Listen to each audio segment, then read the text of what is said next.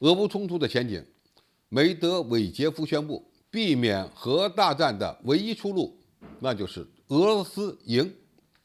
这可真够硬气的。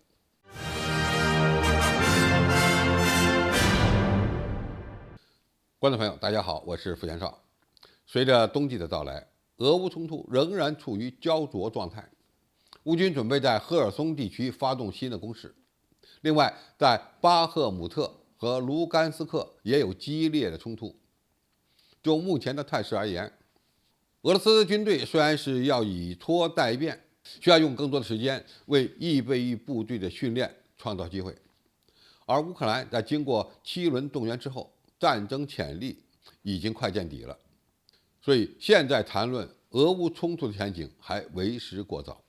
乌军虽然现在还拥有一定的战场优势，但是要想快速击败俄罗斯军队，收复已经并入俄罗斯的4个州并不现实，而俄罗斯军队目前要想战胜乌军也非常困难，而西方国家呢也没有到放弃乌克兰的时候。那么俄乌冲突将会如何结束呢？俄罗斯安全理事会副主席梅德韦杰夫在社交平台上给出了答案：只有俄罗斯在乌克兰取得彻底和决定性的胜利。梅德韦杰夫认为，西方目前的策略是不能让俄罗斯赢得战争，但是只有俄罗斯彻底和最终胜利，才是防止世界冲突的保障。因为西方正在将世界推向一场全球性的战争。他又凭什么这么说呢？因为如果俄罗斯失败了，获胜的就是乌克兰，而乌方的目标是夺回以前属于他的所有领土，这就意味着乌克兰要吞并俄罗斯的领土，这是对俄罗斯生存的威胁，其后果甚至有可能会导致俄罗斯崩溃。你也可以理解为，一旦乌克兰军队在俄乌冲突中获胜，普京政权也将不保，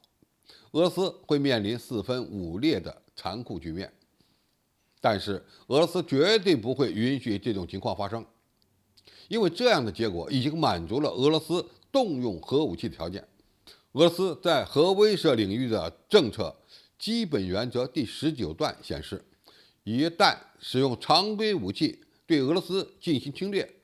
危及国家生存的情况出现，那么俄罗斯就有可能会动用核武器。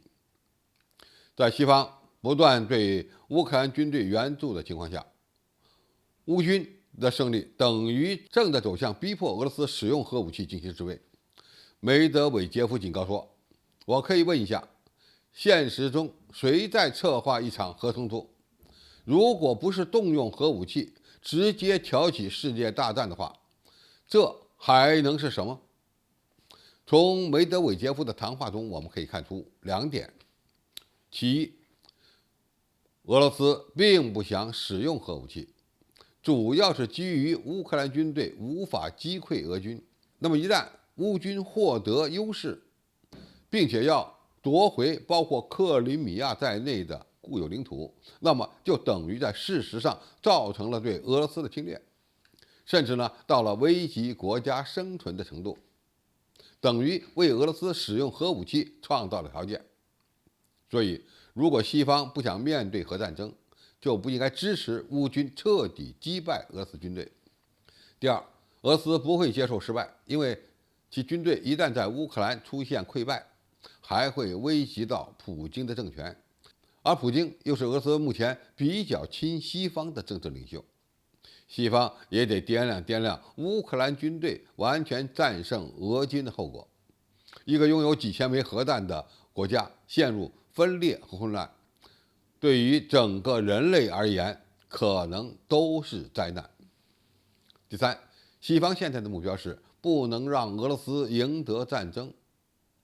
也不会让战争结束。如果西方要避免发生核冲突，可能会在不让俄罗斯赢得战争和让俄军大规模溃败之间找到平衡点，最好是让战争处于长期消耗状态，以便削弱俄罗斯的国力。这也意味着俄乌冲突更大的可能是长期化，谁也别想使用军事手段来获得完全的胜利，或者说只能通过谈判来解决问题。所以梅德韦杰夫等于在告诉西方，不要以为乌克兰军队获得了局部优势就是好事儿，因为俄罗斯没有失败的可能，或者说是否走向核冲突，完全取决于获得西方国家支持的乌军能否取得大胜。好，今天评述就到这里，谢谢大家收看，我们下期再见。